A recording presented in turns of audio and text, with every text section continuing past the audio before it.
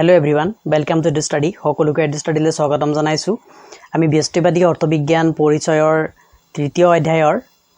আমি পাৰ্ট 3 ত আহি পাইছো আৰু পাৰ্ট 3 ত আমি এইখিনি বিষয় আলোচনা কৰিম হ্ৰস্বকালীন উৎপাদন ব্যয়, দীৰ্ঘকালীন উৎপাদন ব্যয়, মুঠ ব্যয়, গড় ব্যয়, প্ৰান্তিক ব্যয় আৰু অনুশীলনী এই প্ৰশ্নসমূহ আজি ইয়াত সমাধান কৰিম।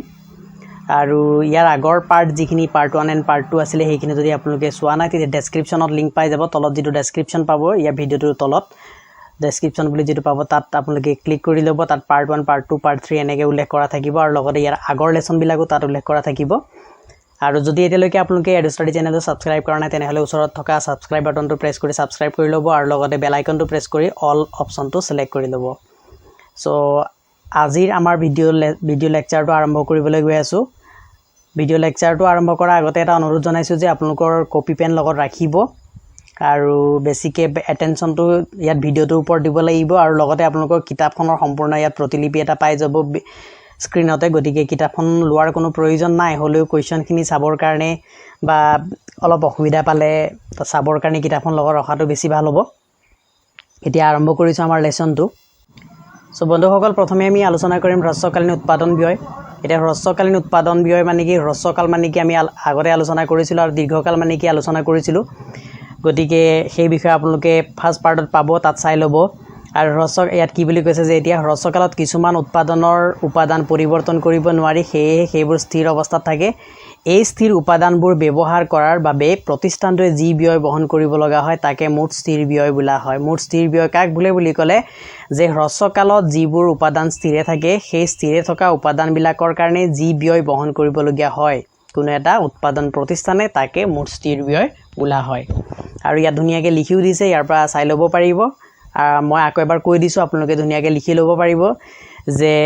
হ্ৰস্বকালত কোনো এটা উৎপাদন প্ৰতিষ্ঠানে স্থিৰ উপাদানবোৰ ব্যৱহাৰ কৰাৰ কাৰণে যি ব্যয় বহন কৰিব লগা হয় তাকে স্থিৰ ব্যয় বোলা হয়। এইটো ধুনীয়াকৈ লিখি ল'ব। যদি 1 নম্বৰ আছে আপোনালোকে ধুনীয়াকৈ 1 নম্বৰ পাই যাব। এতিয়া কৈছে যে প্ৰতিষ্ঠানটোৱে যি পৰিমাণৰ উৎপাদন নকৰক এই ব্যয় প্ৰতিষ্ঠানটোৰ বাবে স্থিৰ হৈ থাকে। যে যিমানে পৰিমাণে উৎপাদন নকৰক এইটো কি হ'ব, সদায় স্থিৰ হৈ থাকিব। প্ৰতিষ্ঠানটোৱে হ্ৰস্বকালত আৱশ্যকীয় যিকোনো পৰিমাণৰ উৎপাদন কৰিবলৈ কেৱল পৰিৱৰ্তনশীল উপাদানহে নিয়ন্ত্ৰণ কৰিব পাৰে, কাৰণ পৰিৱৰ্তনশীল উপাদানহে হ্ৰস্বকালত কি হ'ব, পৰিৱৰ্তন হ'ব। তাৰ উপাদানবিলাকে তেওঁ কি কৰিব পাৰিব, উৎপাদন প্ৰতিষ্ঠানটোৱে কমাব বা বঢ়াব পাৰিব। সেয়েহে প্ৰতিষ্ঠানটোৱে এই পৰিৱৰ্তনশীল উপাদানবোৰ ব্যৱহাৰ কৰিবলৈ যি ব্যয় বহন কৰিব লাগে তাকে মুঠ পৰিৱৰ্তনশীল ব্যয় বোলা হয়। TVC অৰ্থাৎ টোটাল ভেৰিয়েবল কষ্ট বুলি কয়, সেইটো কাৰণ TVC লিখা হৈছে ইয়াত।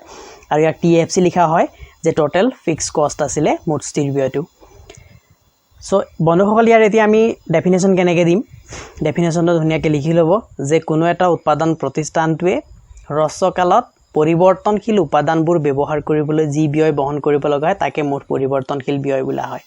সো ইয়াৰ পৰা ধুনীয়াকৈ আমি বুজি পালোঁ যে মুঠ স্থিৰ ব্যয় মানে হৈছে যে স্থিৰ উপাদানসমূহ হ্ৰস্বকালত স্থিৰ উপাদানসমূহ ব্যৱহাৰ কৰাৰ কাৰণে যিটো ব্যয় হয় সেইটোকে স্থিৰ ব্যয় বোলে। আৰু পৰিৱৰ্তনশীল ব্যয় মানে হৈছে হ্ৰস্বকালত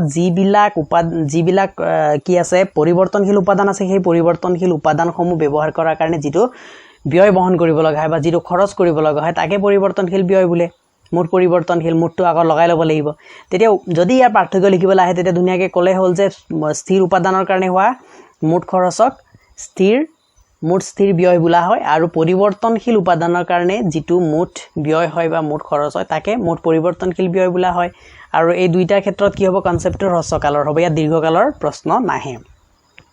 তেতিয়া স্থিৰ আৰু পৰিৱৰ্তনশীল ব্যয় যোগ কৰিলে প্ৰতিষ্ঠানটোৰ মুঠ ব্যয় পাম। এইখিনি মোষ্ট ইম্পৰ্টেণ্ট কথা। এইখিনিৰ ওপৰতে আমাৰ গাণিতিক বহুত কুৱেশ্যন আছে, বহুত দীঘল চাৰ্টৰ কুৱেশ্যন দিয়া আছে পিছত, আমি সেইখিনি চাই ল'ম। এইখিনি যদি গুৰুত্ব দিয়া নহয় পিছত বুজি পাবলৈ অসুবিধা হ'ব। গতিকে TC = TVC + TFC, অৰ্থাৎ TC মানে হৈছে মুঠ ব্যয়, যিটো মুঠ ব্যয় কি বুলি কয়, TC বুলি কয়। আৰু সেই TC আমি কেনেকৈ পাম, TC পাবৰ কাৰণে আমি কি কৰিব লাগিব, TVCৰ লগত TFC যোগ কৰিব লাগিব। TVC মানে পাইছিলোঁ টোটাল ভেৰিয়েবল কষ্ট আৰু TFC মানে পাইছিলোঁ টোটাল ফিক্সড কষ্ট, অৰ্থাৎ মুঠ পৰিৱৰ্তনশীল ব্যয় আৰু মুঠ স্থিৰ ব্যয় আছিলে। যে উৎপন্নৰ পৰিমাণ বৃদ্ধি কৰিবলৈ প্ৰতিষ্ঠানটোৱে বেছি পৰিমাণৰ পৰিৱৰ্তনশীল উপাদান নিয়োগ কৰিব লগা হয়। উৎপন্নৰ পৰিমাণ যদি বৃদ্ধি কৰিব লগা হয় প্ৰতিষ্ঠান এটাই তেতিয়া বেছি পৰিমাণৰ পৰিৱৰ্তনশীল উপাদান নিয়োগ কৰিব লগা হয়। ফলস্বৰূপে মুঠ পৰিৱৰ্তনশীল ব্যয় আৰু মুঠ ব্যয় বৃদ্ধি পায়। মুঠ পৰিৱৰ্তনশীল ব্যয় আৰু লগতে মুঠ ব্যয় বৃদ্ধি পায়। গতিকে উৎপাদন বৃদ্ধিৰ লগে লগে মুঠ পৰিৱৰ্তনশীল ব্যয় আৰু মুঠ ব্যয় দুইটা বৃদ্ধি পায়। যে হ্ৰস্বকালত কি হয় হ্ৰস্বকালৰ কথাটো আমি পাইছো যে কোনো এটা উৎপাদন প্ৰতিষ্ঠানে উৎপন্নৰ পৰিমাণ বৃদ্ধি কৰিবলৈ হলে কি কৰিব লাগিব তেওঁ পৰিৱৰ্তনশীল উপাদানটোহে বেছিকৈ নিয়োগ কৰিব কাৰণ স্থিৰ উপাদান যেটো আছে হেতু স্থিৰে থাকিব গতিকে পৰিৱৰ্তনশীল উপাদান নিয়োগ কৰাৰ লগে লগে পৰিৱৰ্তনশীল উপাদানত যেটো মুঠ পৰিৱৰ্তনশীল ব্যয় আছে হেতু কি হ'ব বৃদ্ধি পাব হেতু বৃদ্ধি পোৱা মানে মুঠ ব্যয়টো বৃদ্ধি পাব এটা এই কথাটো মই ধুনিয়াকৈ আৰু বুজাই দিছো এই ৰখতে যে আমি কি পাইছো যে টিসি মানে মুঠ ব্যয় এটা এই মুঠ ব্যয়টো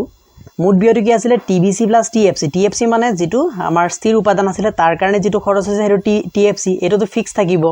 এটো ধৰি লৈছো 10 টকা খৰচ আছে 10 টকাই থাকিব কিন্তু প্লাস আকৌ ইয়াৰ লগত কি আছে টিভিসি আছে নহয় টোটাল ভেৰিয়েবল কষ্ট আছে গতিকে টোটাল ভেৰিয়েবল কষ্ট যেটো আছে অৰ্থাৎ মুঠ পৰিৱৰ্তনশীল যেটো ব্যয় আছে ধৰি ললো 1 একক উৎপন্ন আছিল 1 একক উৎপন্নৰ কাৰণে মুঠ পৰিৱৰ্তনশীল ব্যয় কিমান আছিল হেতু আছিল 10 টকা হেতু 10 টকা আছিল তেতিয়া 10 + 10 কিমান হ'ব 20 হ'ব এটো 20 কি পাইছো এটো টিসি পাইছো দুটা যোগ কৰি দিলো একেদৰে এতিয়া 2 একক হল 2 একক হোৱাৰ লগে লগে ধৰি ললো যে মুঠ পৰিৱৰ্তনশীল ব্যয় ইয়াত কিমান হল 15 টকা হল তেতিয়া 15 যোগ এটো স্থিৰ আছে হেতু তেনেকে 10 এ থাকিব গতিকে এটো 25 টকা হ'ব আৰু এই 25 টকা ব্যয়টো কি হ'ব টোটাল কষ্ট অৰ্থাৎ মুঠ ব্যয় হ'ব আশা ৰাখিছো সকলোৱে এটো বুজি পাইছে নেক্সট কি আছে চাইছো এতিয়া তালিকা 3.3 ত এক নিৰ্দিষ্ট প্ৰতিষ্ঠানৰ ব্যয় ফলনৰ উদাহৰণ দিয়া হৈছে এই উদাহৰণত কি কৈছে এইখিনি মই এটা বৰ্ণনা কৰি না যাও আপোনালোকে মোৰ বৰ্ণনাটো চাই লওক মই এটো চাৰ্টটো লৈ আহিব বিচাৰিছো চাৰ্টত কি কৈছে ইয়া চাৰ্ট এটা দিয়া আছে তলত আছে চাৰ্টটো এইটো চাৰ্ট এই চাৰ্টটো বুজাই লৈছো হেতু মই বুজাই দিম এতিয়া তাৰ আগতে আৰু কেইটামান কথা আমি চাই ল'ব লাগিব ইয়াত যে এবিসি এটা আছে এবিসি বুলি কনসেপ্ট এটা আছে আৰু লগতে এসএসসি বুলি এটা কনসেপ্ট আছে হেতু আমি এইকিটা কনসেপ্ট এটা ঠিক কৰিলো আগত তেতিয়া এই কনসেপ্ট এটা ঠিক কৰি ললে হেতু বুজি পাবলৈ বেছি সহজ হ'ব যে মই এটা যেটো আপোনালোকক কলো যে টিসি = টিবিসি + টিএফসি সেই কথাটো বুজি পালে হল তাৰ পিছত আমি চাৰ্টত যিখিনি ইয়াৰ বৰ্ণনা দিছে সেইখিনি বুজি পাই যাম গতিকে আপোনালোকে ভিডিওটো যে কাটি নিদিব যে এইখিনি বুজালে আৰু এইখিনি নুবুজায় গতিকে ভিডিওটো বুজি পাবলৈ অসুবিধা হ'ব গতিকে ভিডিওটো স্কিপ কৰিম বা কাটিম বুলি এনেকৈ নাভাবিব যে মই ধুনিয়াকৈ বুজাম এতিয়া খন্তেকতে তাৰ আগতে আমি এইখিনি যিখিনি কনসেপ্ট আছে ক্লিয়াৰ কৰিলো এসএসসি মানে হৈছে শৰ্ট ৰান এভাৰেজ কষ্ট এটা শৰ্ট ৰান মানে কি হ্ৰস্বকালীন গড় উৎপাদন ব্যয় ইয়াক কি বুলি কোৱা হৈছে হ্ৰস্বকালীন গড় উৎপাদন ব্যয় বুলি কোৱা হৈছে আৰু এইটো কেনেকৈ পোৱা যায় টিসি বাই কিউ তাৰ মানে কি হৈছে যে এটা প্ৰতিষ্ঠানৰ প্ৰতি একক উৎপন্নৰ বিপৰীতে হোৱা ব্যয়কে হ্ৰস্বকালীন উৎপাদন ব্যয় বোলা প্ৰতি একক মানে কি হৈছে 1 একক উৎপন্ন কৰিবলৈ হলে কিমান ব্যয় হ'ব হেতু উলিয়াব লগা হলে তাকে কি বুলি কোৱা হয় হ্ৰস্বকালীন গড় উৎপাদন ব্যয় বুলি কোৱা হয় বা আমি এনেকেও যে ইয়াৰ ডেফিনেশনটো দিব পাৰো এটা চাই ডেফিনেশনটো দিব পাৰো যে কোনো এটা উৎপাদন প্ৰতিষ্ঠানৰ মুঠ ব্যয়ক টিসি মানে কি আছে মুঠ ব্যয়ক যদি উৎপাদনত ব্যৱহাৰ কৰা উপাদানটোৰ মুঠ এককেৰে বিভাজ্য কৰিলে যি ভাগফল পোৱা যায় তাকে এভাৰেজ ভেৰিয়েবল কষ্ট অৰ্থাৎ হ্ৰস্বকালীন গড় উৎপাদন ব্যয় বোলা হয় এসএসসি পোৱা যায় হেতু একেদৰে হ্ৰস্বকালীন গড় উৎপাদন ব্যয় ইয়াত ধুনিয়াকৈ দেখাইছে যে মুঠ ব্যয় ডিভাইডেড বাই উৎপন্ন কিমান হৈছে কিউ উৎপন্নৰ পৰিমাণটো লাগিব গতিকে কিউটো হৈছে উৎপন্নৰ পৰিমাণ গতিকে উৎপন্ন পৰিমাণে হৰণ কৰিব লাগিব মই সম্ভৱ ইয়াৰ আগতে উপাদান বুলি কৈছিলে হেতু ভুল আছিল যে উৎপন্ন ল'ব লাগিব মই আকৌ কৈ দিছো যে হ্ৰস্বকালত যেটো মুঠ ব্যয় আছে মুঠ ব্যয়ক হ্ৰস্বকালত হোৱা মুঠ উৎপাদনৰ পৰিমাণেৰে হৰণ কৰিলে যেটো হৰণফল পোৱা যায় বা যেটো ভাগফল পোৱা যায় তাকে হ্ৰস্বকালীন গড় উৎপাদন ব্যয় এসএসসি বুলি কোৱা হয় তাৰ পিছৰ কনসেপ্টটো আমাক লাগিব এবিসি মানে হৈছে টিবিসি বাই কিউ টিবিসি মানে কি পাইছিল যে টিবিসি টোটাল ভেৰিয়েবল কষ্ট অৰ্থাৎ মুঠ পৰিৱৰ্তনশীল ব্যয় অৰ্থাৎ যে মুঠ পৰিৱৰ্তনশীল ব্যয়ক আমি কি কৰিব লাগিব মুঠ পৰিৱৰ্তনশীল ব্যয়ক যদি উৎপন্নৰ পৰিমাণেৰে হৰণ কৰি দিও তেতিয়া হলে আমি কি পাম তেতিয়া আমি পাম এবিসি এভাৰেজ ভেৰিয়েবল কষ্ট অৰ্থাৎ গড় পৰিৱৰ্তনশীল ব্যয় ইয়াত অকনমান চাই লৈছো ইয়াৰ ডেফিনেশনটো ইয়াতো দিয়া আছে যে প্ৰতি একক উৎপন্নৰ বাবে হোৱা মুঠ পৰিৱৰ্তনশীল ব্যয়ক গড় পৰিৱৰ্তনশীল ব্যয় বোলা প্ৰতি একক উৎপন্নৰ কাৰণে প্ৰতি একক মানে 1 একক উৎপন্নৰ কাৰণে হোৱা মুঠ পৰিৱৰ্তনশীল ব্যয়ক টিবিসি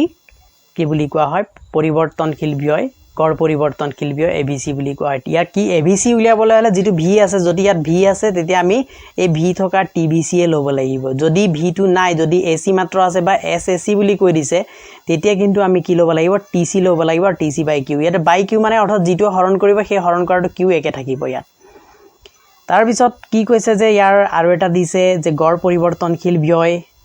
ইকুৱেল টু মুঠ পৰিৱৰ্তনশীল ব্যয় বাই উৎপন্ন এনেকে দিছে আৰু গড় স্থিৰ ব্যয় AFC টো একে কথা এটো বুজি পাইছে চাগে AFC মানে ইয়াৰ F লাগি আছে গতিকে TFC লাগিব TFC by Q হ'ব লাগিব TFC মানে কি আছে টোটাল ফিক্স কষ্ট অৰ্থাৎ মুঠ স্থিৰ ব্যয় তেতিয়া প্ৰতি একক উৎপন্নৰ বিপৰীতে হোৱা মুঠ স্থিৰ ব্যয়কে কি বুলি কোৱা হয় এভাৰেজ ফিক্স কষ্ট অৰ্থাৎ গড় স্থিৰ ব্যয় বুলি কোৱা হয় আৰু ইয়াত কৈছে যে কি মুঠ স্থিৰ ব্যয় বাই এটো কি দিছে উৎপন্ন অৰ্থাৎ উৎপন্নৰে মুঠ স্থিৰ ব্যয় হৰণ কৰিলে যি পোৱা যায় তাকে কি বুলি কোৱা হয় গড় স্থিৰ ব্যয় বুলি কোৱা হয় তেতিয়া গড় স্থিৰ ব্যয়ৰ যদি আমি ডেফিনিশন দিব লগা হয় মই যেটো কলো হেতু দিব পাৰিব বা ইয়াতো দিয়া আছে যে উৎপন্নৰ প্ৰতি একক উৎপন্নৰ প্ৰতি একক ইয়াত দিছে নাই দিয়া সম্ভৱ এটা মই কৈ দিছো আপোনালোকে লিখি ল'ব পাৰে যে উৎপন্নৰ প্ৰতি এককৰ বাবে হোৱা মুঠ স্থিৰ ব্যয়কে মুঠ স্থিৰ ব্যয়টোৰ কাৰণে আমি মুঠ বুলি কলো তাৰ কাৰণে মোৰ মুঠ আহি গৈছে মুঠটো নহয় যে উৎপন্নৰ প্ৰতি এককৰ কাৰণে হোৱা মুঠ স্থিৰ ব্যয়কে গড় স্থিৰ ব্যয় বুলি কোৱা হয় মুঠটো নাহে গড় স্থিৰ ব্যয় বুলি কোৱা হয় এইখিনি টাৰ্মছ মই অসমীয়াত কৈ থাকিব লগা হোৱাৰ কাৰণে অলপ প্ৰবলেম হৈছে যেহেতু মই এইখিনি টাৰ্মছ সকলোখিনি ইংলিছত শিকিছিলো হেতু কাৰণে অলপ অসুবিধা এটা হৈ আছে গতিকে আপোনালোকে হেতু বেয়া নাপাব বা ক্ষমা কৰি দিব সো নেক্সট আমাৰ কনসেপ্টটো কি আছে যে নেক্সট কনসেপ্টটো হৈছে যে ইয়াত SAC মানে আমি যেটো পাইছিলো SAC মানে শৰ্ট ৰান এভাৰেজ কষ্ট যেটো আছে শৰ্ট ৰান এভাৰেজ কষ্ট ইকুৱেল টু কি হ'ব ABC প্লাস AFC হ'ব অৰ্থাৎ শৰ্ট ৰান এভাৰেজ কষ্ট যদি SAC উলিয়াব লগা হয় যেনেকে কি উলিয়াইছিল আমি TC উলিয়াইছিল TC ইকুৱেল টু কি আছিল TBC আছিলে TBC প্লাস কি আছিল TBC প্লাস কি আছিল TFC আছিলে এইটো আছিলে এতিয়া কি হ'ব SAC মানে শৰ্ট ৰান এভাৰেজ কষ্ট যেটো আছে শৰ্ট ৰান এভাৰেজ কষ্টটো কি হয় যে এই TBC বাই Q কৰিব লাগিব একেদৰে TC বাই Q কৰিলে SAC পাম ঠিক একেদৰে ইহঁতক আটাকিটাকে যদি বাই Q কৰি দিও মই ভালদৰে লৈ লৈছো এটো যে আমাৰ যেটো আমি TC পাইছিলো TC ইকুৱেল টু কি আছিল TC ইকুৱেল টু আছিল TVC প্লাস কি আছিল TFC এনেকে আছিল গতিকে গুটেখিনি যদি Q ৰে হৰণ কৰি দিও এটো Q ৰে হৰণ কৰিলে এটো Q ৰে বামপক্ষত যদি Q ৰে হৰণ কৰা আছে সোঁপক্ষটো সকলো লগতে Q ৰে হৰণ কৰিব লাগিব তেতিয়া TC বাই Q আমাৰ কি আছিল হেতু আছিল আমাৰ SAC গতিকে আমি যদি কেৱল যদি TC equal to TBC plus TFC এইটোকে মনত ৰাখিব পাৰো তেতিয়া আৰু আমাৰ যদি কনসেপ্ট বিলাক ক্লিয়াৰ হৈ যায় বস্তুখিনি যদি আমি ভালদৰে বুজি পাইছো তেতিয়া হলে কোনো টেনচনে নাই এডকৰ আমি ধুনিয়াকে উলিয়াই দিব পাৰিম যে বাই Q কৰিলো বাই Q কৰাৰ লগে লগে আমি বুজি পালো যে TC বাই Q মানে আছিল SAC গতিকে SAC equal to TBC by Q মানে কি আছিল ABC আছিল গতিকে ABC আৰু একেদৰে TFC by Q equal to কি আছিল AFC আছিল গতিকে এইটো পাই গলো ইয়াত যেটো আমাক কৈ দিছে এইখিনি পাই গলো তেতিয়া আপোনালোকে বৰ্ণনাখিনি ইয়াত চাই লব বৰ্ণনাখিনি যিখিনি কথা কৈছে কিমান উদাহৰণ দি লৈছে হেতু আমি ইয়াত পাই যাম এতিয়া তাৰ পিছত এটা আছে উৎপন্নৰ প্ৰতি একক পৰিৱৰ্তনৰ বাবে হোৱা মুঠ ব্যয়ৰ পৰিৱৰ্তনক কি বুলি কোৱা হয় হ্ৰস্বকালীন প্ৰান্তিক ব্যয় বুলি কোৱা হয় যে শৰ্ট টাৰ্ম মাৰ্জিনাল কষ্ট আৰু এইখিনি যিখিনি আমি এতিয়া আলোচনা কৰি আছো নহয় সেই কোৱেশ্চন যিখিনি আছিল সেই কোৱেশ্চনখিনি আপোনালোকে চাই লব এবাৰ কোৱেশ্চনখিনি আমি আলোচনা কৰি আছো মেইনলি সেই যিখিনি কোৱেশ্চন যিখিনি বৰ্ণনা দিব লাগে যিখিনি নোট বনাব লাগে সেইখিনি আপোনালোকে বনাই লব তাৰ পিছত কোৱেশ্চনখিনি মেচ কৰি চাব যে আপোনালোকে বহুত কোৱেশ্চন তাৰ আনসাৰ পাই গৈছে যিখিনি মই এটা উল্লেখ কৰিছিলো মই বিশেষভাৱে ইয়াত যিখিনি গাণিতিক কোৱেশ্চন আছে সেইখিনিটো সলভ কৰিম ভালকে সলভ কৰি দিম এটা আপোনালোকে টেনচন লব নালাগে কিন্তু যিখিনি তাত লিখিব লগা কোৱেশ্চন আছে ওয়াৰ্ড প্ৰবলেম আছে সেইখিনি সলভ হৈ গৈ আছে আপোনালোকে চাই লব তেতিয়া কি বুলি কৈছে যে SMC ইকুৱেল টু কি হৈছে মুঠ ব্যয়ৰ পৰিৱৰ্তন আৰু মুঠ উৎপন্নৰ পৰিৱৰ্তন তেতিয়া ইয়াত কি বুলি কৈছে যে উৎপন্নৰ প্ৰতি একক পৰিৱৰ্তনৰ কাৰণে যেতিয়া এমৰ মানে মাৰ্জিনাল বা প্ৰান্তিক যেটো ধাৰণা আছে প্ৰান্তিক ধাৰণাটো আহি যোৱাৰ লগে লগে কথাটো মনত ৰাখিব লাগিব যে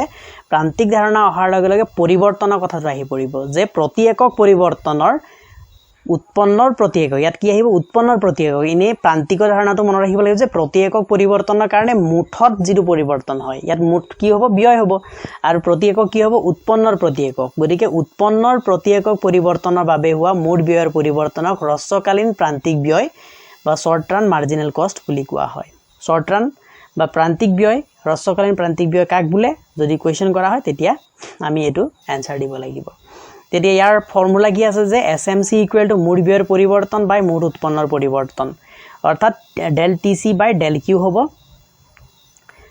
গতিকে এইখিনি আমি চাই লম এতিয়া কেনেকৈ উলিয়াম চাৰ্ট বিলাক যদি দিয়া থাকে TC দিয়া আছে কি TC দিয়া আছে তাৰ পৰা আমি TBC উলিয়াব পাৰিম বা TFC উলিয়াব পাৰিম এইখিনি আমি কেনেকৈ উলিয়াব লাগিব কি কৰিব লাগিব এইখিনি এটো চাৰ্ট আছে এই চাৰ্টটো আলোচনা কৰিম সো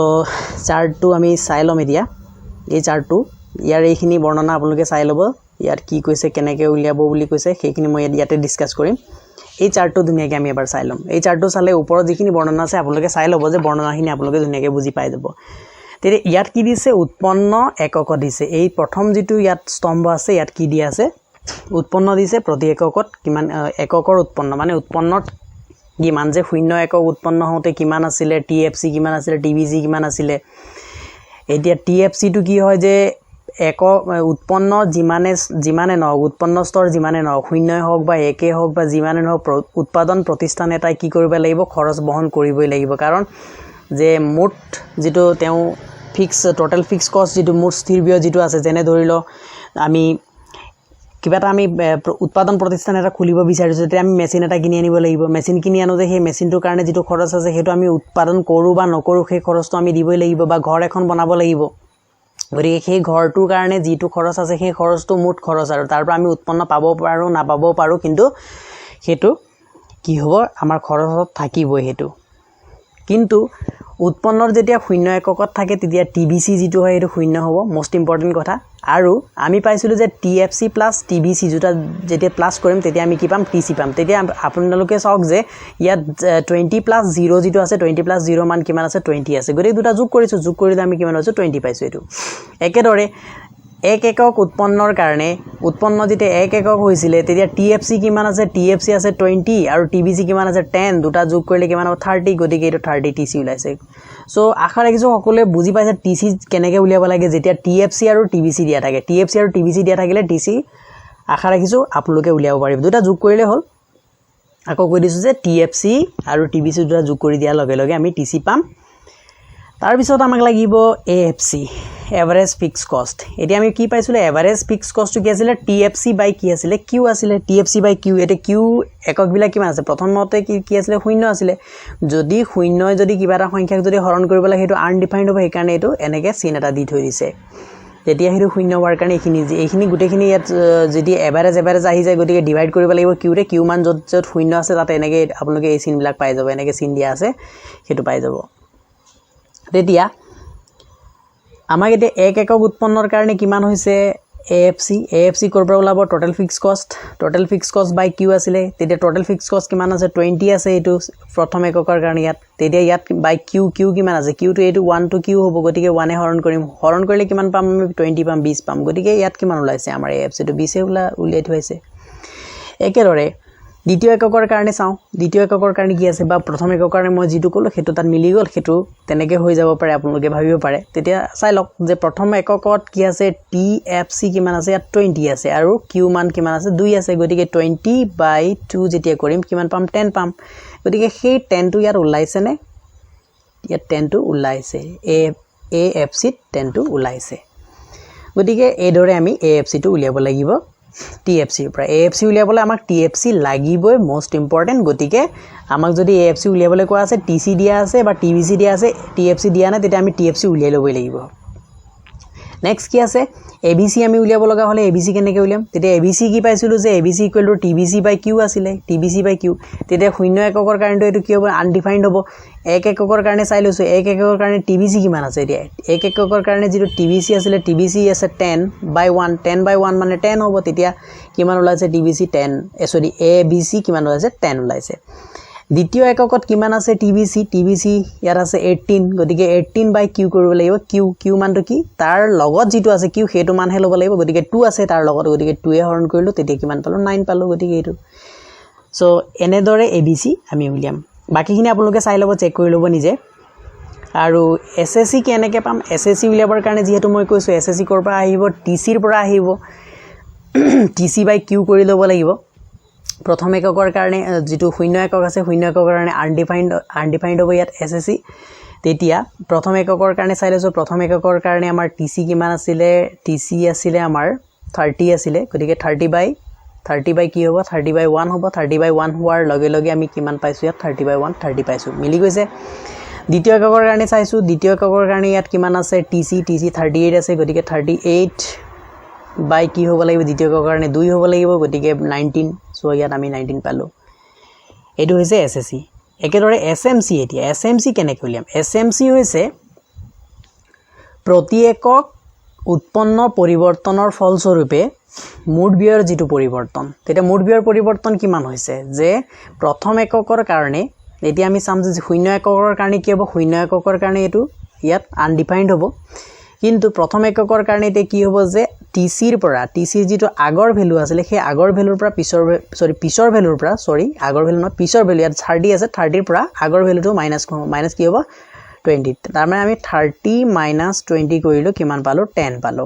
সো আমাৰ কিমান আছে 10 আছে একেদৰে নেক্সট উলিয়াব লাগিব সেকেন্ড লেভেলত সেকেন্ড যেটো আমাৰ ইউনিট আছে সেকেন্ড ইউনিটৰ কাৰণে এই জোৰা ল'ব লাগিব এই জোৰাত পিছৰটো কি হ'ব 38 তাৰ পিছত 30 পৰিব তাৰ মানে আমি কি কৰিম 38 - 30 কৰিম 38 - 30 কৰিলে কিমান পাম 8 পাম সো 8 আছে নে আছে একেদৰে তৃতীয় এককৰ কাৰণে চাম আমি তৃতীয় এককৰ কাৰণে আগো কি হ'ব নেক্সট এই জোৰা ল'ব লাগিব তৃতীয় এককৰ কাৰণে উলিয়াবলৈ তৃতীয় এককটোৰ পৰা তৃতীয় এককৰ মুঠ যেটো ব্যয় আছিল তাৰ পৰা কি কৰিম দ্বিতীয় এককৰ মুঠ ব্যয়টো বিয়োগ কৰি দিম বিয়োগ কৰি দিলো এটো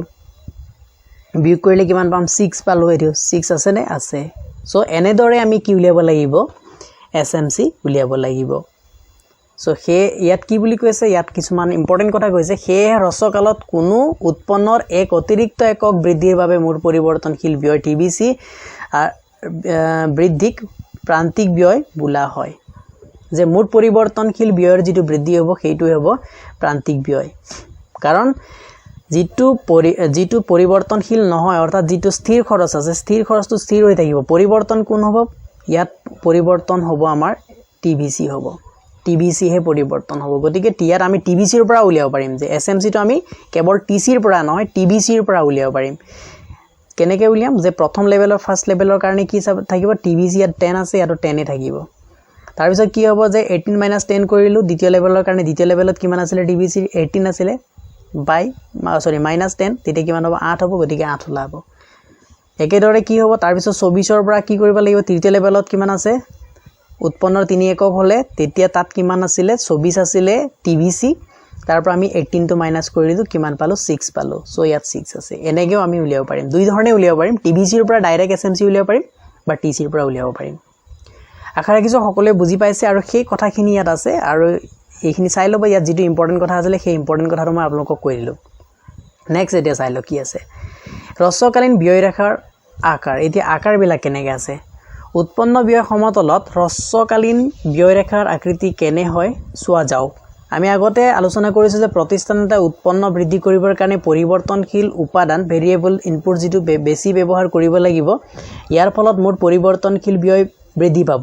সেয়েহে মুঠ ব্যয় বৃদ্ধি পাব মুঠ পৰিৱৰ্তনশীল ব্যয় বৃদ্ধি পালে মুঠ ব্যয় বৃদ্ধি পাব কাৰণ যে উৎপাদন বেছি কৰিবৰ কাৰণে বা উৎপন্ন বেছি কৰিবৰ কাৰণে তেওঁ বেছিকে উপাদান ব্যৱহাৰ কৰিব লাগিব আৰু কোনটো উপাদান তেওঁ বেছিকে ব্যৱহাৰ কৰিব সেইটো হৈছে পৰিৱৰ্তনশীল উপাদান গতিকে পৰিৱৰ্তনশীল উপাদান বৃদ্ধি মানে পৰিৱৰ্তনশীল উপাদানৰ যেটো খৰচ আছে অৰ্থাৎ মুঠ পৰিৱৰ্তনশীল যেটো খৰচ আছে বা ব্যয় আছে সেইটো বৃদ্ধি পাব লাগিব গতিকে উৎপন্ন বৃদ্ধিৰ লগে লগে মুঠ পৰিৱৰ্তনশীল ব্যয় আৰু মুঠ ব্যয় বৃদ্ধি হয় যি কি নহওক মুঠ স্থিৰ ব্যয় উৎপন্নৰ পৰিমাণৰ ওপৰত নিৰ্ভৰ নকৰে হেতু ফিক্স থাকিব ইন্ডিপেন্ডেন্ট হয় হেতু আৰু সকলো পৰিমাণৰ উৎপন্নৰ বাবে স্থিৰ হৈ থাকে এতিয়া 3.3 নম্বৰ চিত্ৰত আমি এটা নিৰ্দিষ্ট প্ৰতিষ্ঠানৰ মুঠ স্থিৰ ব্যয় মুঠ পৰিৱৰ্তনশীল ব্যয় মুঠ ব্যয় ৰেখাত দেখুৱা হৈছে আৰু মুঠ স্থিৰ ব্যয় টিএফসি ধ্ৰুৱক যিয়ে C1 মান লৈছে আৰু উৎপন্ন খলনি হলেও ই খলনি নহয় গতিকে ই এডাল আনুভূমিক সৰল ৰেখা হৰাইজন্টেল ষ্ট্ৰেইট লাইন যি ব্যয় অক্ষক কি কৰে C1 বিন্দুত সেট কৰিছে Q1 উৎপন্নৰ বাবে মুঠ পৰিৱৰ্তনশীল ব্যয় C2 আৰু মুঠ ব্যয় TC C3 সো আমি চিত্ৰটো চাই লওঁ চিত্ৰটো এতে কি দিছে যে চিত্ৰটোত আমাৰ আছে প্ৰথমে দিছে TFC টোটাল ফিক্স কষ্ট এটো ফিক্স হ'ব লাগিব টোটাল ফিক্স কষ্টটো C1 ত ফিক্স বুলি কোৱা আছিল গতিকে এটো C1 লেভেলত এটো 0 আছে 0 লেভেলৰ পৰা C1 লেভেল যেতে পাইছে এই C1 লেভেলত কি হৈছে ফিক্স হৈ আছে আৰু ই হৰাইজন্টেল অৰ্থাৎ আনুভূমিক হৈছে উৎপন্ন অক্ষৰ লগত যেটো উৎপন্ন অক্ষ আছে ইয়াত উৎপন্ন অক্ষ যেটো যে আমি x অক্ষ বুলি ক'ব পাৰিম বা q1 বুলি ইয়াত দিয়া আছে গতিকে q1 ৰ লগত কি হৈছে সমান্তৰাল হৈ আছে তাৰ পিছত আমি এতিয়া চাম টোটাল কষ্ট যেটো আছে টোটাল কষ্ট কি হ'ব টোটাল কষ্ট হ'ব যে টোটাল কষ্ট আমি TC ইকুৱেল টু কি হৈছে TC ইকুৱেল এটো যোগচিন নহয় TC ইকুৱেল TFC প্লাস কি হ'ব TVC হ'ব গতিকে আমি TC যেটো আছে TC ৰেখাটো আমি সদায় ওপৰত আঁকিব লাগিব এনেকে এটো বাহি গৈ থাকে প্ৰথম অৱস্থাত এনেকে লাহে লাহে বাহি গৈ থাকিব TC আৰু হেতু কি কেতিয়া বাহিব যেতিয়া TVC বাহিব তেতিয়া লগে লগে হিউ বাহি গৈ থাকিব একে সমান্তৰালভাৱে বাহি গৈ থাকিব আৰু ই যোগফল হৈছে দুটাৰ হেতু কাৰণে ইয়াক কি কৰা TC ৰেখাটো আপোনালোকে সদায় ওপৰত আঁকিব তাৰ তলত আঁকিব TVC আৰু কি কৰিব যে উৎপন্ন যেটো আমি ৰেখা টানি লম বা ইয়াত x অক্ষ যেটো থাকিব x অক্ষৰ সমান্তৰালভাৱে এনেকে TFC টানি লব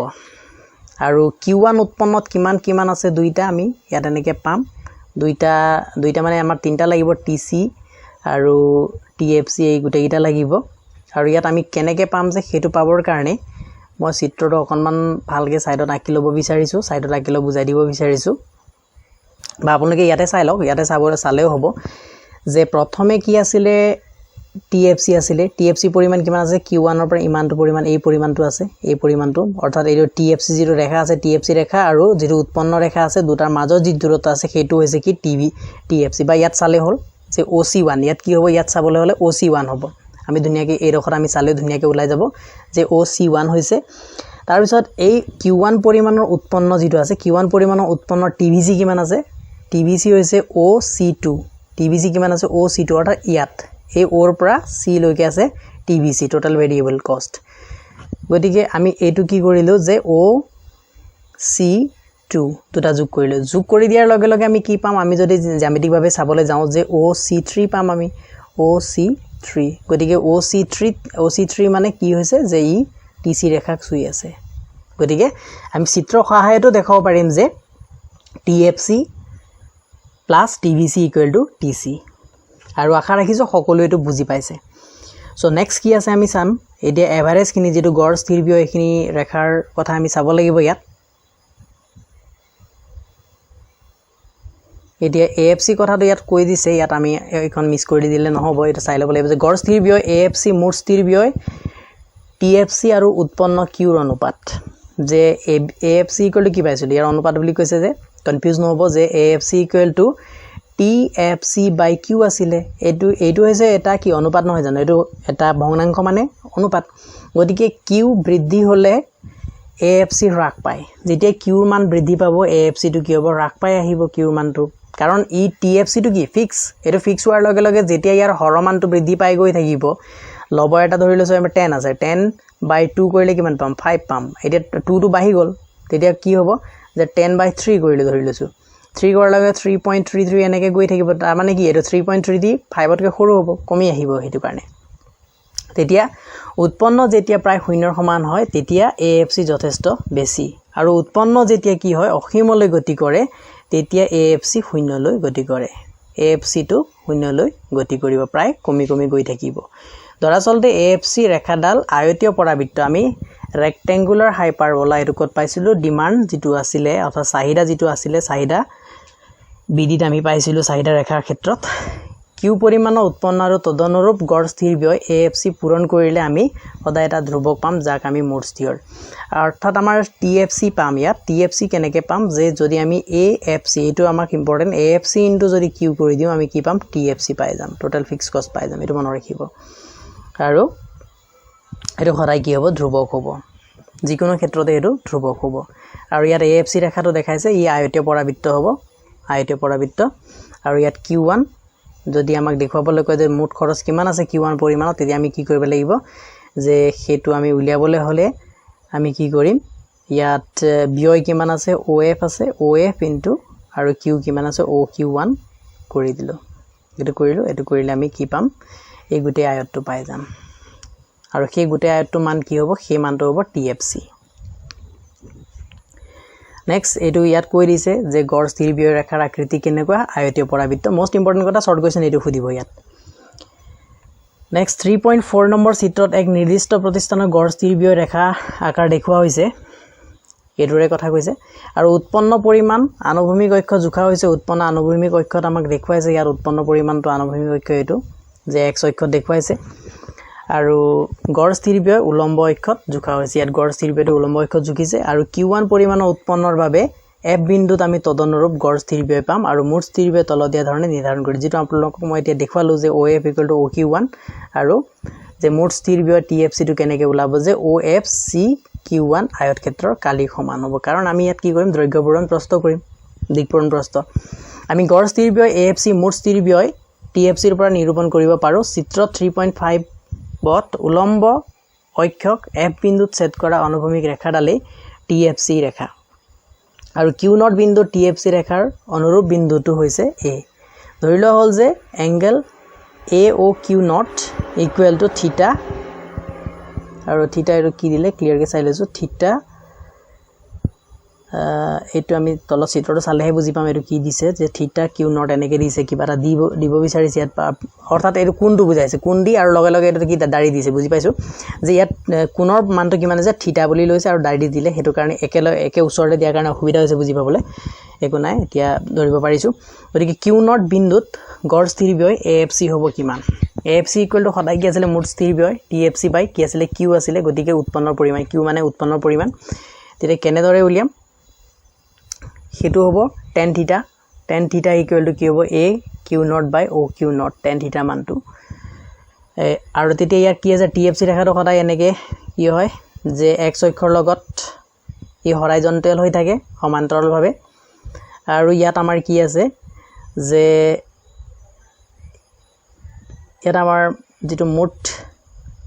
মুঠ ব্যয় উলিয়াব লাগিব আমি TFC উলিয়াব লাগিব আৰু তেতে এভাৰেজ কষ্টটো কিমান আছে এভাৰেজ কষ্টৰ কথা আমি যদি কওঁ টোটাল ফিক্স কষ্টৰ পৰা আমি কি উলিয়াব লাগিব এভাৰেজ ফিক্স কষ্ট যদি উলিয়াব লগা হয় ইয়াত TFC পৰা অৰ্থাৎ টোটাল ফিক্স কষ্টৰ পৰাহে আমি এভাৰেজ কষ্ট উলিয়াই আছো গতিকে কি হ'ব যে ইয়াত টোটাল ফিক্স কষ্ট কি আছে OF আছে ইয়াত যেটো OF ৰ মান আছে আৰু OF ৰ সমান ইয়াত কি আছে যে এটা আয়ত আমি গঠন কৰি লৈছো গতিকে ইয়াত কি আছে AQ0 আছে AQ0 আৰু ইয়াক কি হৰণ কৰিব লাগিব OQ0 তে হৰণ কৰিব লাগিব গতিকে OQ0 তে হৰণ কৰিলো তেতিয়া সেই একেদৰে ইয়াকো কি কৰিলো OQ0 তে হৰণ কৰি দিলো তাৰ মানে এইটো মানটো কি হ'ব এতিয়া এই মানটো ইয়াত কি হৈ আছে যে AQ0 মানে এইটো লম্ব হৈছে আৰু এইটো হৈছে ভূমি আৰু লম্ব বাই ভূমি যেতিয়া আমাৰ কৰা হয় লম্ব ওপৰত তলত ভূমি ভাগৰ লম্ব মানে হৈছে হেতু tan ৰ মান আৰু tan ৰ মানটো tan থিটা আৰু সেই tan থিটাই হৈছে কি tan থিটাই হৈছে আমাৰ ইয়াত tan থিটাটো হৈছে গড় স্থিৰ ব্যয় আৰু গড় স্থিৰ ব্যয়টো ইয়াৰ ঢাল বুলি কোৱা হৈছে যে এই কোণটোৰ ঢাল কোণটো হৈছে যে এংগল AOQ0 এই কোণটোৰ ঢাল হৈছে সো এতিয়া হ্ৰস্বকালীন প্ৰান্তিক ব্যয় SMC ৰেখাডাল চোৱা যাওক কেনেকুৱা হয় এক অতিৰিক্ত এককক পৰিৱৰ্তন কৰিবলৈ উৎপাদন কৰিবলৈ প্ৰতিষ্ঠান এটা বহন কৰিবলৈ অতিৰিক্ত ব্যয়কে প্ৰান্তিক ব্যয় বোলা হয় আমি হেতু পাইছিলো আৰু পৰিৱৰ্তনশীল অনুপাত বিধি অনুসৰি আৰম্ভণি নিয়োগ বৃদ্ধিৰ লগে লগে এটা উপাদানৰ প্ৰান্তিক উৎপাদন বৃদ্ধি পায় আৰু এটা নিশ্চিত বিন্দু বা স্তৰ পোৱাৰ পিছত হ্ৰাস পাবলৈ ধৰে হেতু পৰিৱৰ্তনশীল যেটো অনুপাত বিধি আছিল তাত পাইছিল অৰ্থাৎ আৰম্ভণিতে পৰৱৰ্তী একক উৎপাদন কৰিবলৈ উৎপাদনটোৰ প্ৰয়োজনীয়তা ক্ৰমান্বয়ে কমি যায় আৰু এটা নিৰ্দিষ্ট স্তৰ পোৱাৰ পিছত ই প্ৰয়োজনীয়তা বৃদ্ধি পাবলৈ ধৰে ইয়াৰ ফলত উপাদানৰ দাম দিয়া থাকিলে আৰম্ভণিতে হ্ৰস্বকালীন প্ৰান্তিক ব্যয় হ্ৰাস পায় আৰু এক নিৰ্দিষ্ট স্তৰৰ পিছত ই বৃদ্ধি পায় সেই SMC ৰেখাডাল U আকৃতি এটো মনত ৰাখিব SMC ৰেখা অৰ্থাৎ হ্ৰস্বকালীন যেটো প্ৰান্তিক ব্যয় ৰেখা আছিল তাৰ আকৃতি হৈছে U আকৃতি যেনে আমি এটা ৰেখাৰ আকৃতি কি পাইছিলো উলুটা U পাইছিলো U টো এনেকুৱা থাকে উলুটা U এনেকুৱা পাইছিলো হেতু কি ৰেখা আছিল আপোনালোকে কমেন্টত লিখিব আৰু উৎপন্নৰ পৰিমাণ শূন্য হলে SMC নিৰূপণ কৰিব নোৱাৰি হেতু পালো আমি উৎপন্ন যেতিয়া বিচ্ছিন্ন হয় এক বিশেষ স্তৰলৈ মুঠ পৰিৱৰ্তনশীল ব্যয় TVC সেই স্তৰ পৰ্যাপ্ত হোৱা প্ৰান্তিক ব্যয়ৰ যোগফল সেইখিনি আমি আগত পাই আছিলো গতিকে মই এইখিনি ইমান বৰ্ণনা কৰিব বিচৰা নাই ডাইৰেক্ট ইয়াৰ ৰেখা যেটো আছে ৰেখাটোলৈ আহিছো ৰেখাটো ইয়াত কি দেখুৱা হৈছে ABC ৰেখাৰ আকৃতি ডাইৰেক্ট দেখুৱা আছে SMC ৰেখাটো ইয়াত দেখুৱা হোৱা নাই সম্ভৱত তলত আছে TVC ৰেখা TVC ৰ পৰা SMC ৰেখাটো ইয়াত দেখুৱা আছে গতিকে আমি এছএমসি ৰেখাটো পিছত চাই লম আগত আমাৰ এবিসি ৰেখা যেটো আছে এবিসি টো চাই লৈছো আৰু এবিসি ভেৰিয়েবল কষ্ট হয় এটো ভেৰিয়েবল মানে প্ৰথম অৱস্থাত কি হ'ব যে ব্যয়টো ইয়াত ল অফ ভেৰিয়েবল প্ৰপৰচন অৰ্থাৎ পৰিৱৰ্তনশীল অনুপাত বিধি যেটো আছিল সেই বিধি অনুসৰি কি হ'ব প্ৰথম অৱস্থাত ব্যয়টো কমি আহিব ব্যয়টো কমি অহাৰ কাৰণটো হৈছে উৎপন্ন প্ৰথম অৱস্থাত বৃদ্ধি পায় বৃদ্ধি পোৱাৰ পিছত এটা নিৰ্দিষ্ট স্তৰ পোৱাৰ পিছত কি হ'ব যে ব্যয়টো বাঢ়িবলৈ আৰম্ভ কৰিব হেতু কাৰণে অৰ্থাৎ এটো কাৰণটো হৈছে যে এবিসি ৰেখাৰ আকৃতি উল্টা ইউৰ যেনে এছএমসি ৰেখাৰ আকৃতি কি হয় উল্টা ইউ আকৃতিৰ হয় দুইটা ৰেখা এবিসি ৰেখা আৰু এছএমসি ৰেখা দুইটাৰ কি হয় উল্টা ইউ আকৃতিৰ হয় হে তাৰ কাৰণটো হৈছে যে ল অফ ভেৰিয়েবল প্ৰপৰচন অৰ্থাৎ পৰিৱৰ্তনশীল অনুপাত বিধি আৰু ইয়াত দুটাৰ সম্পৰ্ক লিখা বুলি এটা কোৱেশ্চন হ'ব যে এবিসি ৰেখা আৰু এছএমসি ৰেখা দুটাৰ সম্পৰ্ক লিখা তেতিয়া সম্পৰ্ক আমি কেনেকৈ লিখিম তাৰ ক্ষেত্ৰত ইয়াত সম্পৰ্ক ইয়াত দিয়া আছে এটো সম্পৰ্ক মই চিত্ৰ সহায়ত তলত বুজাইছো আপোনালোকে ইয়াৰ পৰা লিখি ল'ব নোটটো বনাই ল'ব আৰু মই যিখিনি কম সেইখিনি সহায় লৈ ল'ব সো ইয়াত কেনেকৈ টিবিসি পোৱা যায় হেতু পূৰণ কৰি ইয়াত দেখুৱাই দিছে চাই ল'ব যে টিবিসি কেনেকৈ পোৱা যায় এবিসিৰ লগত উৎপাদনৰ পৰিমাণটো পূৰণ কৰিব লগা হয় তেতিয়া আমাৰ কি আছে এটো টিবিসি টো দেখুৱাই দিছে টিবিসি ৰেখাটো কেনেকৈ আমি অলৰেডি পাইছো টিবিসি ৰেখাটো গতিকে আপোনালোকে চাই ল'ব ইয়াৰ পৰা টিবিসি ৰেখা ইয়াত যিখিনি ইম্পৰ্টেন্ট সেইখিনি বুজাই গৈছো বাকিখিনি ইমান নালাগে আমাক যিখিনি গুৰুত্ব দিব লগা আছে সেইখিনিহে আপোনালোকক কৈ গৈছো তেতিয়া মেইন কথাটো হৈছে আমাৰ এই চিত্ৰটোত কি আছে ইয়াত আছে যে এছএমসি ৰেখাটো আৰু এইটো হৈছে এবিসি ৰেখাটো আৰু তাৰ ওপৰত কি থাকিব এছএসি ৰেখাটো থাকিব এবিসিৰ ওপৰত কাৰণ এবিসিৰ ওপৰত এছএসি থকাৰ কাৰণটো আপোনালোকে বুজি পাইছে চাগে যে এছএসি সমান কি আছিল এছএসি সমান আছিল এবিসি প্লাস এবিসিৰ লগত প্লাস কি কৰিব লাগিব এএফসি কৰিব লাগিব তাৰ মানে এক্সট্ৰা এএফসি এটা ইয়াত প্লাস হৈ আছে হেতু কাৰণে হি ওপৰত থাকিব বেছি হৈ থাকে সদায় হেতু কাৰণে ওপৰত থাকে সেই কথাটো মনত ৰাখি ল'ব তেতিয়া কথা হল কি যেটো এছএমসি আছে এছএমসি ৰেখাটো এইটো এই এছএমসি ৰেখাত কি কৰা হয় এছএমসি ৰেখা প্ৰথম অৱস্থাত কি হয় যে ল অফ ভেৰিয়েবল প্ৰপৰচনত আমি কি পাইছিলো তাত যে গড় উৎপাদন আৰু প্ৰান্তিক উৎপাদনৰ যেটো সম্পৰ্ক পাইছিলো তাৰ ঠিক উল্টা সম্পৰ্ক ইয়াত আছে যে উৎপাদন যেতিয়া বৃদ্ধি কৰা হয় প্ৰথম অৱস্থাত তেতিয়া কি হয় যে ইয়াত এছএমসি প্ৰান্তিক ব্যয়টো কমি আহি থাকিব প্ৰান্তিক ব্যয়টো কমি আহিব আৰু যেতিয়ালৈকে প্ৰান্তিক ব্যয় কমি থাকিব সেই অৱস্থাত কি হ'ব গড় ব্যয়টো কমি গৈ থাকিব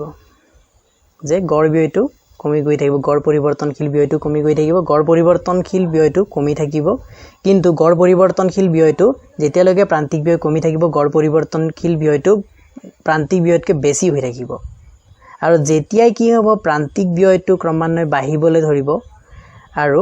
বাহি কি হ'ব যেতিয়া গড় পৰিৱৰ্তনশীল ব্যয়টো সৰ্বোচ্চ যেটো বিন্দু সৰ্বোচ্চ হ'ব সেই বিন্দুত এইটো বিন্দু মই ধুনিয়াকৈ দেখাইছো ইয়াত পি বিন্দু আছে এই পি বিন্দুত কি হৈছে গড় পৰিৱৰ্তনশীল ব্যয়টো সৰ্বোচ্চ হৈছে আৰু যেটো বিন্দুত গড় পৰিৱৰ্তনশীল ব্যয় সৰ্বোচ্চ হয় সেই বিন্দুতে কি কৰিব এছএমসি ৰেখাটোৱে অৰ্থাৎ যেটো আমাৰ শৰ্ট টাৰ্ম মাৰ্জিনাল কষ্ট হ্ৰস্বকালীন প্ৰান্তিক ব্যয় ৰেখা আছে হি ইয়াত সেট কৰিব কা গড় পৰিৱৰ্তনশীল ব্যয় কোনটো বিন্দুত যেটো বিন্দুত গড় পৰিৱৰ্তনশীল ব্যয় কি হৈছে সৰ্বোচ্চ হৈছে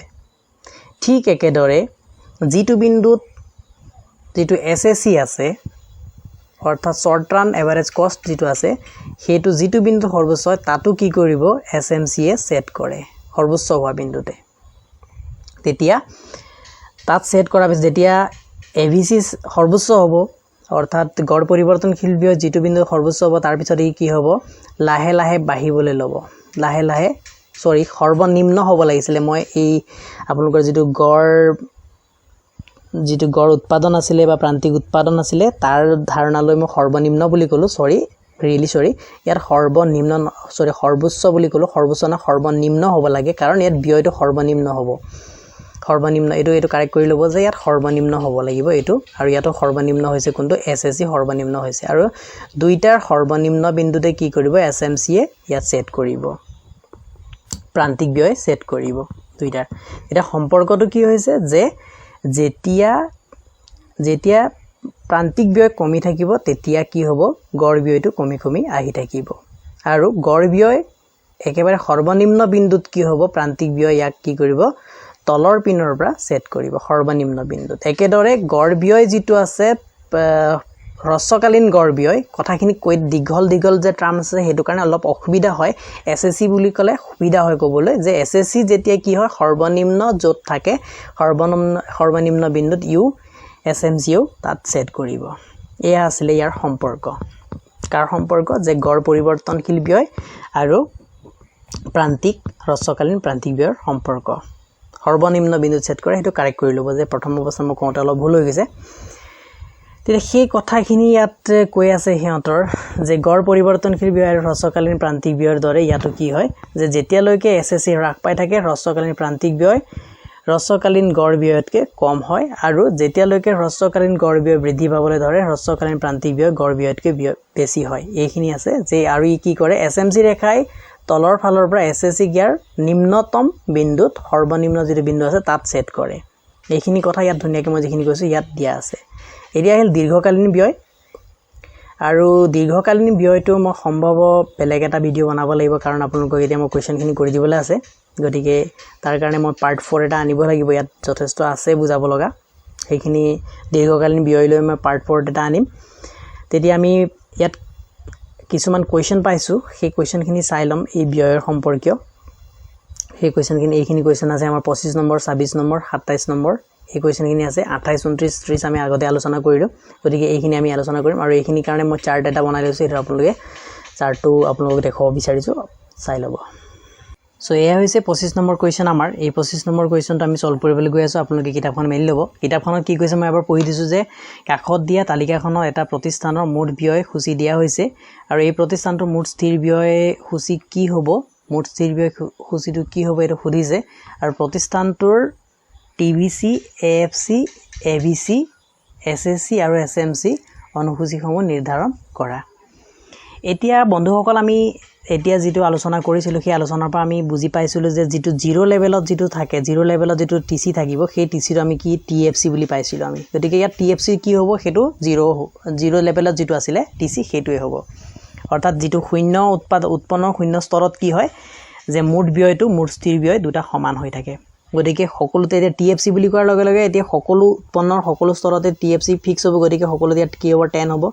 এই সকলোতে আপোনালোকে 10 লিখি ল'ব লাগিব এটো 10 হ'ব এটো লিখি ল'ব এতিয়া টিবিসি কেনেকৈ পাম টিবিসি পাবৰ কাৰণে আমি কি পাইছিলো এটা সম্পৰ্ক টিএফসি প্লাস টিবিসি পাইছিলো গতিকে দুটা প্লাস কৰি আমি কি পাইছিলো টিএফসি প্লাস টিবিসি কৰি আমি টিসি পাইছিলো তাৰ মানে কি বুজি পালো যে যদি আমি টিসিৰ পৰা যদি টিএফসি টো মাইনাস কৰি দিও টিবিসি পাই যাম या উল্টাটো হ'ব তাৰ মানে এইটো লগত এইটো যদি যোগ কৰি আমি এইটো পাও তেতিয়া ইয়াৰ পৰা যদি এইটো মাইনাস কৰি দিও এইটো পাই যাম এইটো হে উলিয়াব লাগিব আমি টিবিসি টো উলিয়াব লাগিব তেতিয়া আমি মাইনাস কৰি দিম এটো কিমান হ'ব 0 হ'ব তেতিয়া দ্বিতীয় স্তৰ কিমান 30 - 10 কৰিলো 30 - 10 কৰিলে কিমান পাম 20 পাম একেদৰে 45 - 10 কৰিলো 35 পাম ইয়াত 35 হ'ব 55 - 10 কৰিলো 45 পালো ইয়াত একেদৰে 70 - 10 কৰিলো 60 পালো ইয়াত একেদৰে 90 - 10 কৰিলো ইয়াত কিমান পালো 80 পালো আৰু ইয়াত কিমান পালো 120 - 10 কৰিলো 110 পালো এইখিনি হৈছে আমাৰ টিবিসি এতিয়া এএফসি উলিয়াব লাগে এএফসি কি আছিল এএফসি উলিয়াবৰ কাৰণে আমি কি কৰিব লাগিব টিএফসি যেটো আছে টিএফসি বাই কিউ কৰিব লাগিব তেতিয়া শূন্য লেভেলত কি হয় আনডিফাইন্ড হয় গতিকে এটো এনেকৈ দি থৈ দিম তাৰ পিছত 1 নম্বৰ স্তৰত উৎপন্ন 1 নম্বৰ স্তৰত কি আছে টিএফসি কিমান আছে টিএফসি ইয়াত একে থাকিব 10 থাকিব 10 বাই 1 কৰিলো 10 পালো এএফসি টো তাৰ পিছত আকৌ 2 কি হ'ব ইয়াত 10 বাই 2 হ'ব টিএফসি 10 আছে গতিকে বাই কিউ কৰিব লাগিব কিউ মান কিমান আছে 2 আছে তেতিয়া 2 এ যদি 10 হৰণ কৰো কিমান যাব 5 বাৰ যাব আৰু এইবিলাক আপোনালোকে নিজে উলিয়াই লব এইখিনি আৰু গুটে ডিটেইল উলিয়াৰ মই চাৰ্টটো আপোনালোকক দিম হেতু আপোনালোকে স্ক্ৰিনশ্বট লৈ লব আৰু আমাক এবিসি লাগিব এবিসি একেদৰে কি হ'ব টিবিসি বাই কিউ আছিল টিবিসি এতিয়া প্ৰথম অৱস্থা 0 0 এটো আনডিফাইন্ড হ'ব আৰু দ্বিতীয় স্তৰ প্ৰথম স্তৰত এটো শূন্য স্তৰত আছিল এটো শূন্য স্তৰত আছিল প্ৰথম স্তৰত এতিয়া কি হ'ব যে এবিসি কিমান আছে 20 আছে বাই কিউ কৰিলে 1 আছে তাৰ মানে 20 বাই 1 কৰিব লাগিব তেতিয়া কিমান হ'ব ইয়াত হ'ব 20 হ'ব এবিসি আগৰ টিবিসি দ্বিতীয় স্তৰত কিমান আছে উৎপন্ন দ্বিতীয় স্তৰত 35 আছে গতিকে 35 ক এতিয়া কি 2 এ হৰণ কৰিব লাগিব তেতিয়া কিমান হ'ব 17.5 হ'ব ইয়াত এনেকে তৃতীয় স্তৰত কিমান আছে 45 আছে টিবিসি আৰু ইয়াৰ কিউ পৰিমাণ কিমান আছে 3 আছে তেতিয়া 3 এ কি কৰিব লাগিব 45 হৰণ কৰিব লাগিব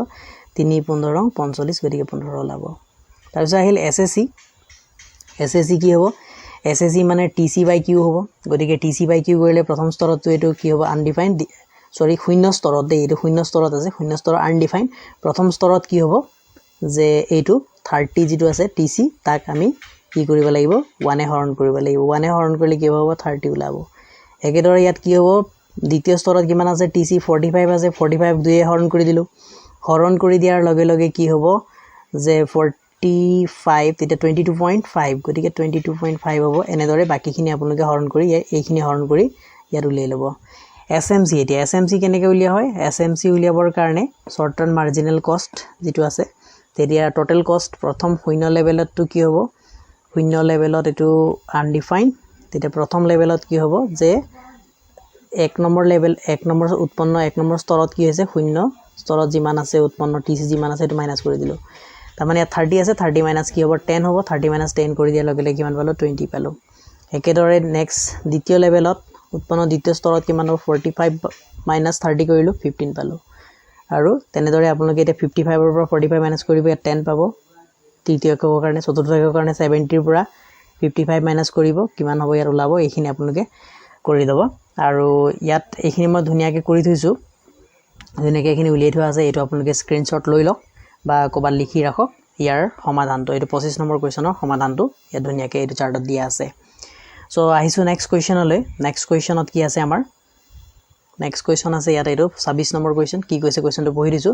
কাকত দিয়া তালিকাখনত এটা প্ৰতিষ্ঠানৰ মুঠ ব্যয় অনুসূচী দিয়া হৈছে আৰু এইটো দিয়া হৈছে যে 4 একক উৎপাদনৰ গড় স্থিৰ ব্যয় 5 টকা একচুয়ালি মই কোৱেশ্যন হিচাপে ল'ব লাগিছিল এটো ভুলক্ৰমে গুটেখিনি মই টাইপ কৰি পেলালো প্ৰতিষ্ঠানটোৰ তদনুৰূপ উৎপাদিত উৎপন্নৰ মানৰ বাবে TVC TFC ABC AFC SSC আৰু এসএমসি অনুসূচীসমূহ দিয়া হৈছে তেতিয়া এইখিনি আপোনালোকে এটো কৰি ল'ব পাৰিব ইয়াত মই কথাটো অকনমান কৈ দিছো যে ইয়াত কি দিছে যে গড় স্থিৰ ব্যয়টো 5 টকা বুলি কৈছে গড় স্থিৰ ব্যয় মানে কি হৈছে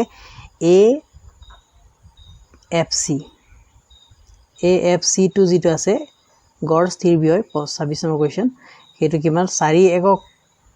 উৎপাদনৰ কাৰণে 4 একক উৎপন্নৰ কাৰণে কিমান বুলি কৈছিলে এটো 5 টকা বুলি কৈছে একচুয়ালি মই কোৱেশ্যনটো ভুলকে লৈছো নেকি তেতিয়া 4 এককৰ কাৰণে 5 ঠিকে আছে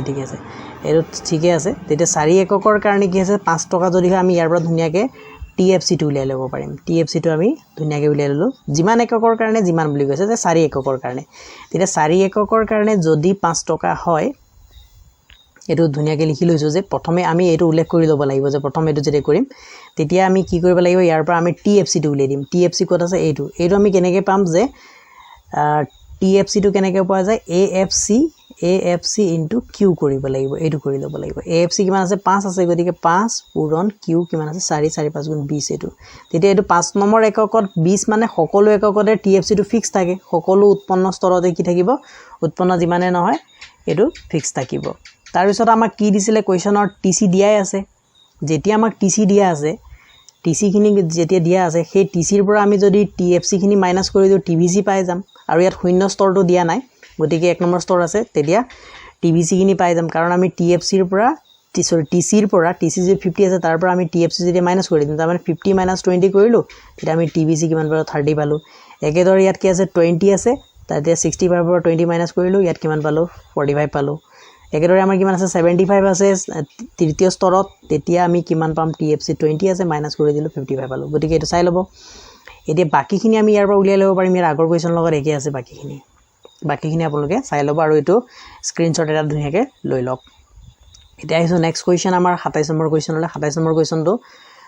ইয়াত কি দিয়া আছে যে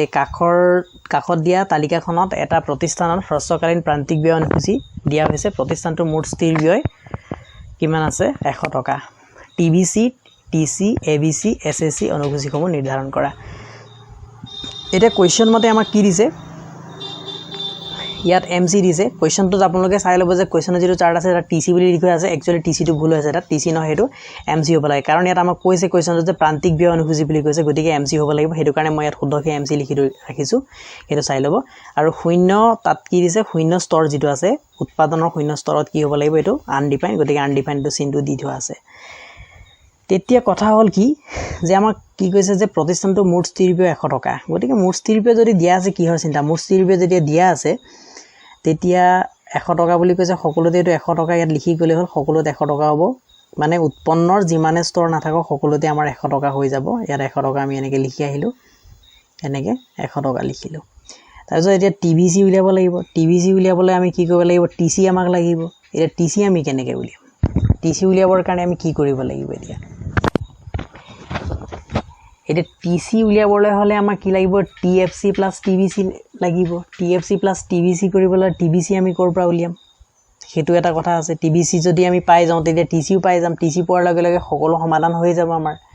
তেতিয়া টিসি উলিয়াবলৈ হলে আমি এমসি যেটো আছে এমসিৰ পৰা টিসি টো উলিয়াই দিব পাৰিম কেনেকে যে উৎপন্নৰ প্ৰথম এককত কি হয় উৎপন্নৰ প্ৰথম এককত যেটো টিসি আছে টিসি টো একে থাকিব এমসিৰ লগত তাৰমানে 500 আছে তেতিয়া কিমান হ'ব 500 হ'ব তাৰ পিছত কি হ'ব তাৰ পিছত আমি যোগ কৰি যাব লাগিব দ্বিতীয় এককৰ কাৰণে দ্বিতীয় একৰ এমসি কিমান আছে 300 আছে সেই 300 লগত আগত টিসি কিমান আছিল প্ৰথম এককৰ কাৰণে টিসি আছিল 500 তেতিয়া দুটা যোগ কৰিলে কিমান পাম 800 পাম ইয়াত 800 হ'ব একেদৰে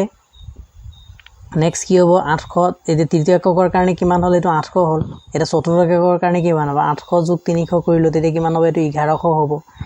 এনেকে আমি যোগ কৰি যাম আৰু এটো 1100 লগতে 500 যোগ কৰিলো তেতিয়া কিমান হ'ব 1600 হ'ব তাৰ পিছত কিমান হ'ব আকৌ 800 যোগ কৰিলো তেতিয়া কিমান হ'ব 2400 টকা হ'ব এনেকে আমি টিসি পাই যাম তেতিয়া টিসি যেতিয়া পালো টিএফসি পালো টিভিসি ধুনিয়াকে উলিয়াই দিব পাৰিম টিভিসি শূন্য এককত কি হ'ব এটো আমি শূন্য পাম টিভিসি টিসি টো কি হ'ব টিসি টো শূন্য এককত আনডিফাইন্ড নহয় সৰি আনডিফাইন্ড নহব টিএফসি যিমান আছে হেতু হ'ব গতিকে টিসি ইয়াত 100 টকাই হ'ব এক এককৰ কাৰণে আমি পালোৱে এমসিৰ পৰা উলিয়ালো আৰু এতিয়া টিভিসি বাকিখিনি আমি কি কৰিব লাগিব যে টিসিৰ পৰা 100 টো বিয়োগ কৰিব লাগিব টিএফসি টো মাইনাস কৰিলো কাৰণ টিসি মাইনাস টিএফসি কৰিলে টিভিসি পাম গতিকে টিসি কিমান আছে 500 আছে টিএফসি কিমান পালো 100 পালো বিয়োগ কৰিলে কিমান হ'ব 400 গতিকে এক একৰ কাৰণে 400 দুই একৰ কাৰণে একেদৰে বিয়োগ কৰি লব যে 100 টো বিয়োগ হ'ব 800 ৰ পৰা তেতিয়া কিমান হ'ব 700 টকা হ'ব ইয়াত এনেদৰে তেতিয়া এবিসি উলিয়াব পাৰিব আশা ৰাখিছো মই